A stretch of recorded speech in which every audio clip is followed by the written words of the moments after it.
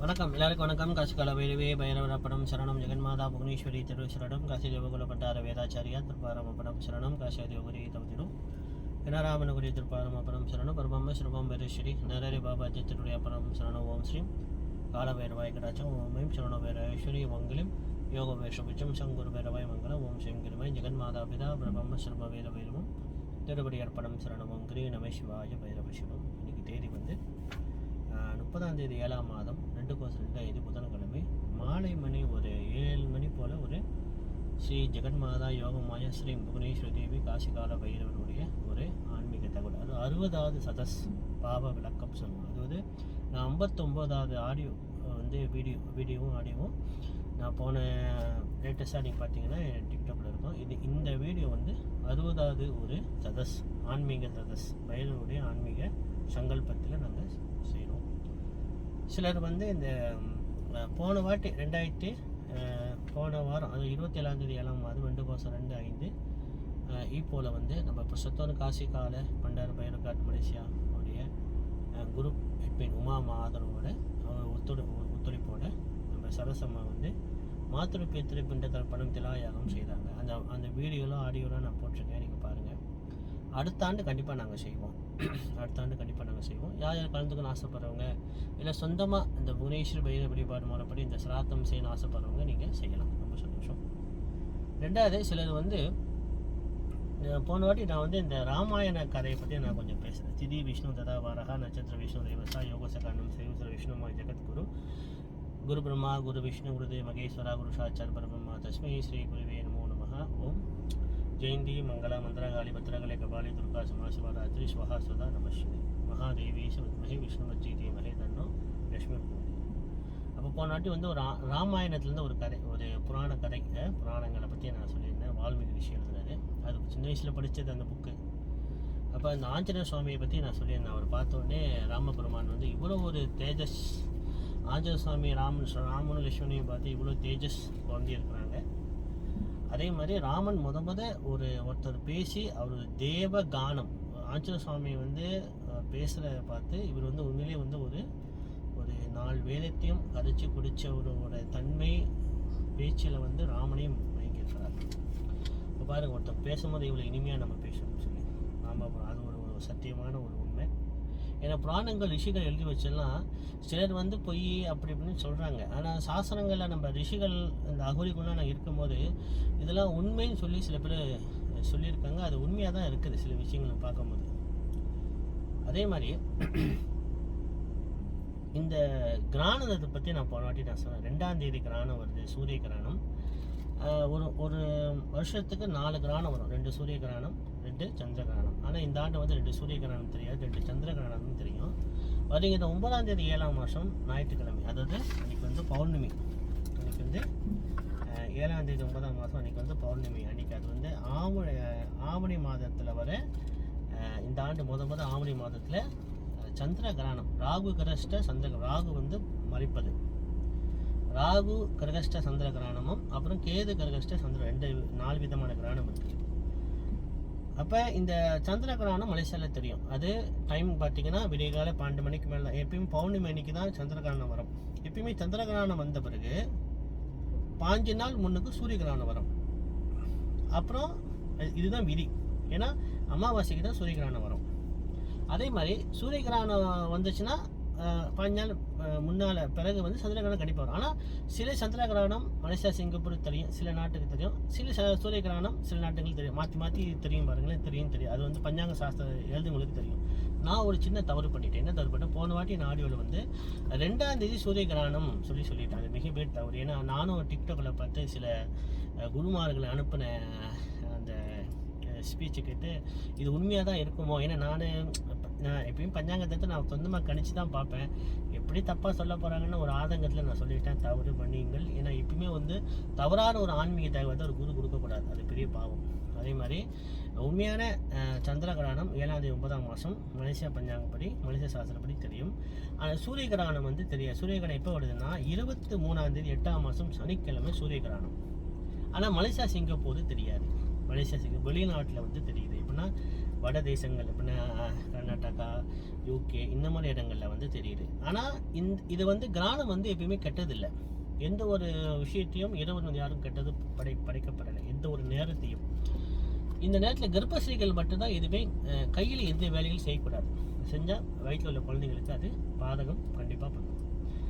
வந்து துணி தைக்கிறாங்க வச்சுங்களேன், குழந்தைக்கு வயிற்றில் உள்ள குழந்தைங்களுக்கு முகத்தில் வடுவடும். சில பேர் மீன் வெட்டி, கோழி வெட்டி, ஏதாவது வெற்ற வேலை செஞ்சாங்கன்னா குழந்தைங்களுக்கு விரல் துண்டாக போகுதுன்னு நான் சில விஷயங்கள் நான் பார்த்துருக்கேன். சில பேர் நம்பலை தான், ஆனால் அது நடந்த பிறகு உண்மைன்னு ஏற்றுக்கிட்டாங்க. இந்த கர்ப்பஸ்ரீகள் பாருங்கள், எங்கேயோ நடக்கிற ஒரு விஷயம் பூமிக்கு வெளியே நடக்குது. ஆனால் வயிற்றில் உள்ள கர்ப்பத்துக்கு அது பாதகம் பண்ணது பாருங்க குழந்தைக்கு. ஏன்னா இந்த ரிஷிகள் வந்து இந்த கும்பத்தை எப்படி தயார் பண்ணாங்கன்னா, கர்ப்பத்துள்ள குழந்தைய வச்சு தான் கும்பத்தை தயார் பண்ணாங்களாம். அப்போ அதுக்கு அவ்வளோ சக்தி.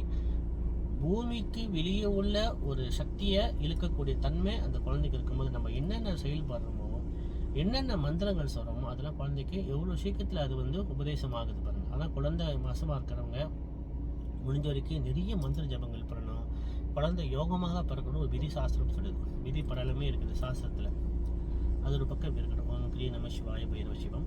அப்போ இந்த சூரிய கிரகணம் மலேசியாவில் தெரியாது. என்னைக்கு வருதுன்னா, நான் 2ஆம் தேதி 8ஆம் மாதம் சொல்லியிருந்தேன், அது மிகப்பெரிய தவறு, மன்னியுங்கள். 23ஆம் தேதி 8ஆம் மாதம் அமாவாசை, அதாவது ஆவணி மாதம் வர அமாவாசை சனிக்கிழமை தான் அன்னைக்கு மக நட்சத்திரம். பாருங்க, ஒரு அமாவாசை அன்னைக்கு தர்ப்பணம் பண்ண சொல்லுவாங்க, விசேஷம். ஆனால் அந்த அமாவாசை வந்து ராகு பகவான் நட்சத்திரமான திருவாதிரை சுவாதி சதயத்தில் வந்திருந்தாலும், கேது பகவான் நட்சத்திரமான அஸ்வினி மகம் மூலத்தில் இருந்ததுன்னா அது 100 அமாவாசைக்கு சமம். அவ்வளோ ஒரு வலிமை இருக்குது. ஏன்னா இந்த நட்சத்திரத்தில் வந்து இந்த நட்சத்திரம் அமாவாசை திதியம் ஒன்றா சேரும் போது அதில் செய்த சிராதத்துக்கு 100 மடங்கு சக்தி அதிகம்னு சொல்லி பஞ்சாங்க சாஸ்திரங்கள் சொல்லுது. அதே மாதிரி இந்த ஆண்டு கிராணம் பாருங்க, சூரிய கிராணம் மலேசியா, சிங்கப்பூர் தெரியாது, இந்தியாலாம் தெரியாது, சூரிய கிரகணம் தெரியாது. ஆனால் பூலோகத்தை அது நடப்பது இருக்குது இல்லையா, நம்மளுக்கு தெரியாட்டியும் பூலோகத்தை வேறு திசையை தாக்குது, மறைக்குது. அந்த அந்த அந்த ராகுவோடைய பார்வை வந்து பூமியை மறைக்கும் போது அன்னைக்கு என்ன நட்சத்திரம் வருதுன்னா மகா நட்சத்திரம் சஞ்சாரம் பண்ணுது. அப்போ நான் என்ன சொல்கிறேன்னா, இந்த ஆண்டு கிரகணம் வந்து அதாவது சதய நட்சத்திரம் கும்பராசிலையும் மக நட்சத்திர சிம்ம ராசிலையும் ராகு கேதுவாக சஞ்சாரம் பண்ணுறாங்க. இப்போ இந்த 2 நட்சத்திர ராசிக்காரங்களும் அந்த டைமில் வந்து மந்திர ஜபங்கள் பண்ணணும், ரொம்ப சக்தி. ஏன்னா உங்களுக்கு பகவான் பார்வை இருக்கிறார். கண்டிப்பாக தொழிலில் சில போராட்டங்கள் இருக்கும், சில மறைமுகமான எதிர்ப்பு இருக்கும்.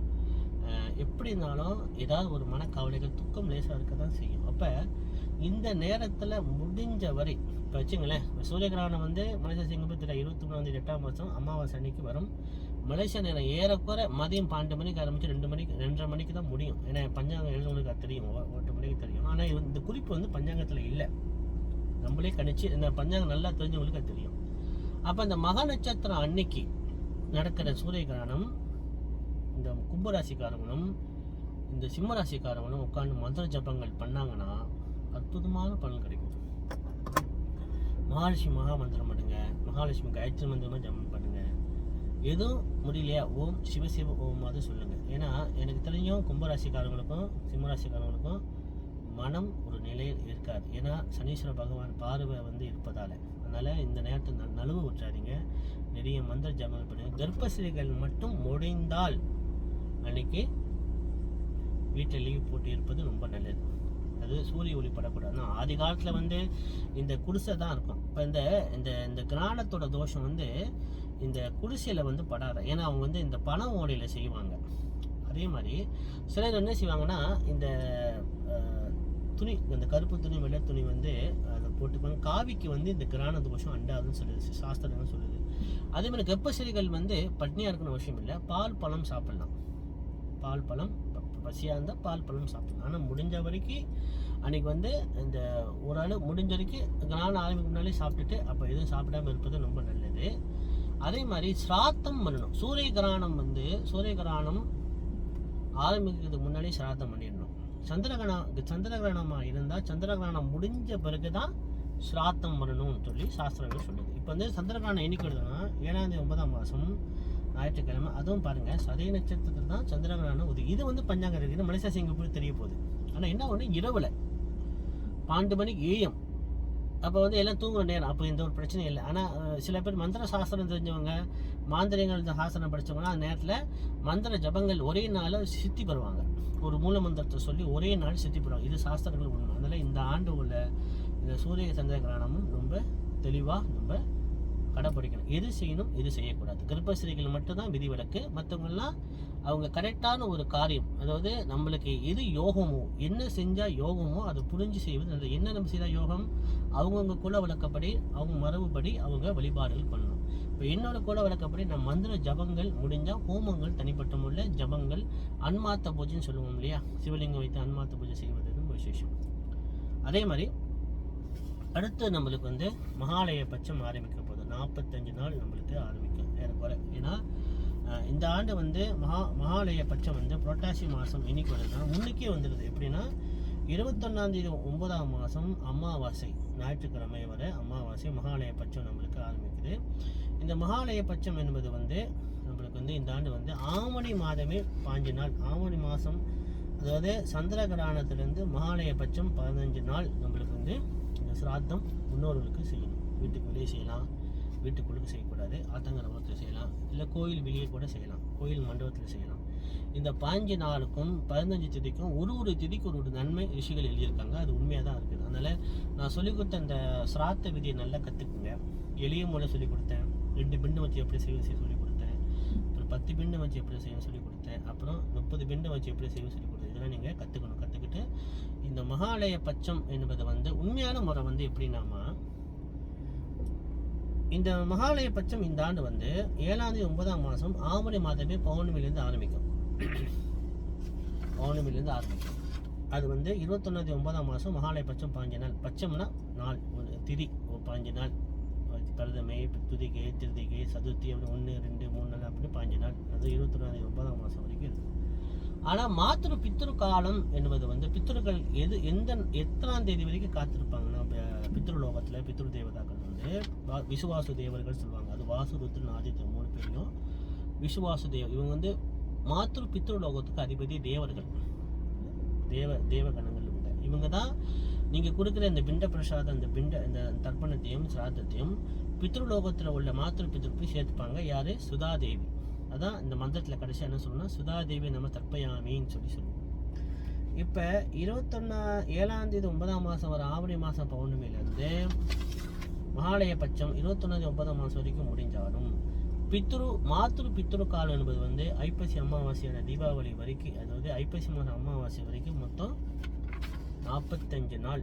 அதாவது 21ஆம் தேதி 10ஆம் மாதம், அதாவது 10ஆம் மாதம், அதாவது ஐப்பசி அமாவாசை வரைக்கும் நம்மளுக்கு பித்ருக்கள் காத்திருப்பாங்க. மொத்தம் 45 நாள், ஏறக்குறைய 45 48 நாள் கூட வரும். அந்த கணக்கு பண்ண அப்போ எல்லாம் என்ன செய்வாங்கன்னா, இந்த மகாலய பட்சம் வந்து புரட்டாசி மாதம் அமாவாசையோட முடிச்சிருவாங்க. இல்லை, அது நீங்கள் உங்கள் நம்பிக்கை குருமார்கள் சொன்னால் செய்யுங்க. ஆனால் இன்னொரு கணிப்பு என்னென்னா, நான் கற்றுக்கிட்டது, அதாவது மகாலய பட்சம் முடிஞ்சு ஐப்பசி அமாவாசை வரைக்கும் மாத்ரு பித்ரு காலம்.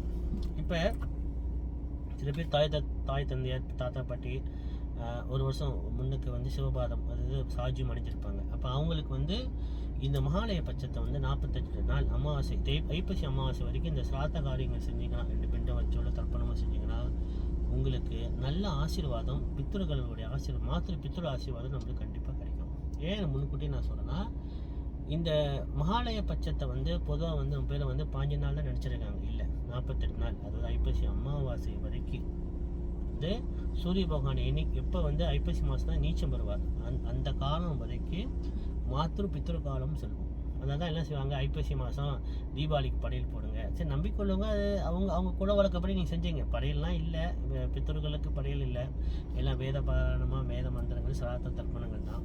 ஆனால் சில பேர் போன வருஷமாக கூட இருந்தாங்களே, இந்த நம்ம கூட இல்லையே, அவங்க நம்மளை சாப்பிட ஒரு நம்பிக்கை, அவங்களை காப்பாற்றும். அவங்க நல்ல இந்த மந்திர சாஸ்திரங்களை படித்து உணர்ந்த பிறகு மாறிக்கிட்டோம். அது வரைக்கும் நம்ம வயசானவங்க, இப்போ என் வீட்லேயே ஒருத்தவங்க வந்து, நான் குருக்களாக இருந்தாலும் இப்போ என் அம்மாவே கூப்பிட்டு தாத்தா பாட்டி படியில் போட போகிறேன்னா, நான் போடுமா, உனக்கு நம்பிக்கை தான் நீ செய்யுங்கம்மா, நான் அதை எதுவுமே எழுதி தரக்கூடாது. அவங்க நம்பிக்கை வந்து இந்து சனாதன தர்மம், நம்மளும் வாழ வச்சு மற்றவங்களும் வாழ வைக்க தான் இந்து சனாதன தர்மம். ஆனால் அவங்க நம்பிக்கை செய்த பாத்திரத்தை வந்து நம்ம தடுக்கவே கூடாது. இப்போ நீங்கள் பார்த்தீங்கன்னா, ஒருத்தர் கூட நேற்று கேட்டார், சாமியார் தான் உண்மையாக கேட்டார். உண்மை, எதுவுமே பொய் இல்லை, சாமியார் தான் உண்மை. ஆனால் அது வந்து சாமியே இறங்கி ஆடாது. தியான வழியில் பார்த்தா குண்டலி யோகத்தில் வந்து மூலாதார சக்கரம் வந்து சில பேர்த்துக்கு வந்து சுத்தம் போகுது, அது தலைகளை சுத்தம். அது வந்து தியானம் கற்றவங்களுக்கு அது தெரிய வரும். ஒரு புழுக்கள், ஒரு கலக்கல், ஒரு ஆட்டம், ஒரு திகிர் வரும். அது வந்து உண்மைதான், அது பொய் இல்லை. சாமியாரெலாம் பொய் இல்லை. ஆனால் சில தேவதைகள் வந்து சில பேர் வசியம் பண்ணி வச்சிருந்து சில கரெக்டாக சொல்லுவாங்க. இப்போ கேரளாவில் பார்த்தீங்கன்னா சில எச்சினி தேவதைகள்லாம் இருக்குது. 64 எச்சினி தேவதைகள் இருக்காது. அந்த எச்சினி தேவதைகளுக்கு வந்து சில தேவதைகள் வந்து சில பேர் வந்து சில மந்திர ஜபங்கள் பண்ணி வசியம் பண்ணி அவங்க நாக்கில் உட்காந்துருக்கும், காதில் உட்காந்துருக்கும். அது வந்து அவங்களுக்கு கரெக்டாக சொல்லணும். இப்போ சாமியாரும் சில பேர் வந்து கரெக்டாக சொல்லுவாங்க, எல்லாரும் இல்லை, சில கரெக்டாக சொல்லுவாங்க, பார்த்துருக்கீங்களா? ஏன்னா அவங்களுக்கு அந்த தேவதா இருக்கும், அது வந்து கரெக்டாக சொல்லணும். ஆனால் அது வந்து அந்த தேவதையால் நவக்கர தோஷங்களை கட்டுப்படுத்த முடியாது. நடக்க போகிறது சொல்லணும், நடந்தது சொல்லுமே தவிர நவக்கர தோஷங்களை கட்டுப்படுத்த முடியாது. நவக்கர தோஷங்கள் நம்ம மூல விக்கிரங்கள், மூல தெய்வங்கள் நம்ம கும்பிட்டாதான், பைரவரோ, விநாயகரோ, முருகனோ, அம்பாலோ, மகாவிஷ்ணு பரமாத்மாவோ, சூரிய நாராயண சுவாமியின் குலதெய்வங்களோ, இந்த மாதிரி மூல தெய்வங்களை கும்பிடும் போது தான் நம்ம ஜாதகத்தில் உள்ள நவக்கர தோஷங்கள் நம்மளுக்கு வரும். அதனால் சாமியாரெல்லாம் போயின்னு சொல்லக்கூடாது. சாமியாரெல்லாம் உண்மைதான். சாமியாரங்களா அதெல்லாம் வந்து அந்த தெய்வ சக்தியில் அது எச்சினி சக்திகள், தேவதா சக்திகள் வரும். அதனால் உங்களுக்கு பிடிக்கலன்னா நீங்கள் ஒதுங்கிருங்க. யாரையும் எப்பயும் நான் சொல்லணும் இல்லையா, யார் வயிற்றுக்கு நம்ம கொட்டிக்கூடாது. ஒன்று சாமி கும்பிட்டா தான் மோட்சத்துக்கு போன அவசியம் இல்லை. மற்றவங்களோட வயிற்றுல கொட்டிக்காமல் இருந்தால் நம்மளுக்கு ஆட்டோமேட்டிக்காக நம்மளுக்கு மோட்சம். கேட்டால் சாமியார் உண்மைதான். சில பேர் சில பொய்யா ஆடுவாங்க, அதை ஆடிட்டு போகிறாங்க, அது நம்மளுக்கு முக்கியம் இல்லையா? அதுக்காக உண்மை இல்லைன்னு சொல்ல முடியுமா? நீங்கள் சொல்லுங்கள். இப்போ கேரளாவில் பார்த்தீங்கன்னா சில எச்சினிய தேவதாகள் வசியம் பண்ணி வச்சுருப்பாங்க. அது கரெக்டாக சொல்லணும், நடந்ததும் சொல்லும், நடக்க போதுன்னு சொல்லும். ஆனால் அதால் பரிகாரம் செய்ய முடியாது. ஏன்னா நவக்கர தோஷங்கள் மூல தெய்வங்களுக்கு தான் கட்டுப்படும். சாஸ்திரம் சொல்லி உண்மையாக தான் இருக்குது.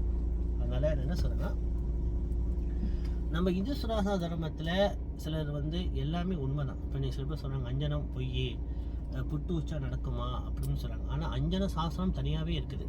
அதை முறைப்படி நம்ம செய்தோமா நம்மளுக்கு பலன் நடக்கும். உபதி பூசினா உண்மையா? அதான் சொன்ன மந்திர உபதி தயார் பண்ணுற முறையே இருக்குது. 12 பஸ்பம் சேர்க்கணும். அது கூட நான் சொல்லலை, டைம் இல்லை எனக்கு. பாருங்கள், அது 12 பஸ்பம் இருக்குது. அதை கலந்து சில சித்தாமனுக்கு விபூதியும் கலந்து சில மந்திர உச்சாரணம் பண்ணோம்னு சொன்னால் அந்த விபூதி நம்ம காலையில் இட்டுக்கிட்டு போனால் நம்மளுக்கு சில நடக்க போது தெரியும், உணர முடியும். இதெல்லாம் உண்மை தான், பொய் இல்லை. அதுக்குன்னு எல்லாமே பொய்ன்னு சொல்ல முடியாது. உண்மை உண்டு. நம்ம அதை தெரிஞ்சுக்கணும், நம்ம அதை புரிஞ்சுக்கணும், நம்ம ஆராய்ச்சி பண்ணணும். ஆராய்ச்சி பண்ணாமல் இது நம்மளுக்கு நடக்காது. இப்போ பாருங்கள், இப்போ வந்து நம்ம பேரை வந்து சாமி இருக்குதா பூதம் இருக்குதான்னு கேட்குறாங்க. அது உண்மைதான். ஆனால் தெய்வத்தை உணர்ந்தவங்க அதை சொல்லுவோம், அது உண்மை தான். இப்போ நானே ஆரம்பத்தில் நம்பாம தானே இருந்தேன் சில வயசில். அதன் பின் சில பூஜைகள் முன்னோர்கள் செய்து அதை பார்த்த பிறகு உண்மை இல்லை, இவ்வளோ விஷயம் இருக்குன்னு சில பேர் நம்பினாங்க.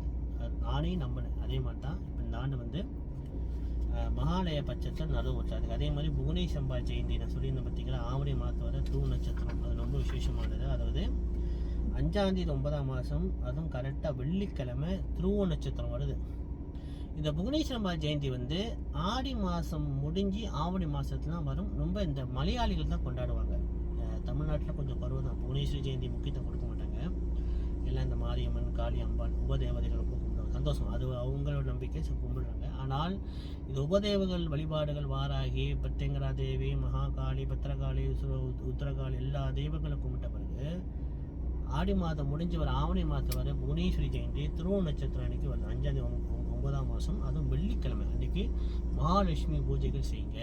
ஏன்னு சொன்னால் தசா மகாவித்தை படித்தவங்களுக்கு தான் தெரியும், எந்த ஒரு தெய்வத்தை நம்ம கும்பிட்டாலும் அதில் சில குறைகள் இருக்க தான் செய்யும். இப்போ நானே ஒரு பைரவ உபாசகராக இருக்கிறேன், புவனேஸ்வர உபாசகர் தான். பைரவ வழிபாடு பற்றி சொல்கிறேன். அதில் ஏதோ ஒரு குறை இருக்கும், தப்பு இருக்கலாம், எனக்கு தெரியாமல் சில தப்புகள் நான் செஞ்சுருக்கலாம். அதே ஒரு சில பேர் காளியை கும்பிடுவாங்க, நல்ல விசேஷமாக கும்பிடுவாங்க. ஆனால் அதில் ஏதோ ஒரு குறை இருக்கலாம். சில மந்திரங்கள் தப்பாக கூட சொல்லலாம். மாரியம்மன் கும்பிடுவாங்க, மாரியம்மன் மந்திரம் தப்பாக கூட சொல்லலாம். இந்த மந்திரங்கள், சாஸ்திரங்கள், குறைகளை போக்கக்கூடிய மகாசக்தி புவனேஸ்வரி அம்பாள் மந்திரத்துக்கு தான் உண்டு. இது வந்து நான் சொல்லலை, தசா மகா வித்தை படித்தவங்களுக்கு இது தெரிய வரும். அதனால் புவனேஸ்வரி அம்மன் ஜெயந்தியை வந்து கண்டிப்பாக எல்லாரும் வீட்டில் குத்துவலுக்கு ஏற்றி வச்சு எளிய முறையில் செய்யுங்க. பெரிய பிரம்மணம் காசு இல்லாமல் ஹோமம் செய்யுங்க. கோயிலில் போய் குருமார்களுக்கு தொண்டு செய்யுங்க, குருமார் உதவி செய்யுங்க, குருமார்கிட்ட வச்சு ஹோமம் செய்யுங்க. இல்லை சந்தோஷம். எதுவுமே முடியல, ரொம்ப எளிமையாக இருக்கும். வந்து குத்துவலுக்கு ஏற்றி வச்சாது ஒரு காயத்ரி மந்திரமாக தான் அன்றைக்கி செய்யுங்க. உங்களுக்கு பலன் கண்டிப்பாக நடக்கும். இது உண்மை. அதாவது இந்த ஆண்டு நான் வந்து இது 60வது ஆடியோ பைரவோட சங்கல்பத்தில், புவனேஸ்வரி பைரவ சங்கல்பத்தில் 60வது ஆடியோ சதஸ் பாவ விளக்கம். என்னோட டிக்டாக்கில் 1 நீங்கள் கேட்டுட்டு வந்தால் தான், நான் இப்போ 60வது ஆடியோ சொல்லியிருக்கேன். இப்போ 1 நிறைய விஷயம் சொல்லிட்டு வந்து இதெல்லாம் நீங்கள் கேட்டால் தான் உங்களுக்கு தெரிய வரும். அதே மாதிரி நான் சொல்லியிருந்தேன், பூலோக ஜாதகம் இந்த ஆண்டு 2025 நல்லா இல்லை, நான் ராசி பலன் சொல்லலை. அடுத்த ஆண்டு கண்டிப்பாக நான் ராசி பலன் சொல்லுவேன். இந்த ஆண்டுக்குள்ளே எல்லாரும் என்னோட ஆடியோவை கேட்டு கொஞ்சம் ஆன்மீகத்தை கொஞ்சம் கற்றுக்கிட்டீங்கன்னா ரொம்ப உங்களுக்கு விசேஷம். ஏன்னா அடுத்த ஆண்டு நான் வந்து இந்த ராசி பலன் சொல்லும் போது அடுத்த ஆண்டு இந்த ஆண்டை விட அடுத்த ஆண்டு கொஞ்சம் நல்லா இருக்குது. அதனால அடுத்த ஆண்டு நான் கண்டிப்பாக இந்த 12 ராசி பலன் கண்டிப்பாக நான் சொல்லுவேன். ராசிகால பைரவி பைரவ படம் சொல்லணும். ஜெகன்மாதா புவனேஸ்வரி திருசரணம் கிரீ நம சிவாய பைரவ சிவம்.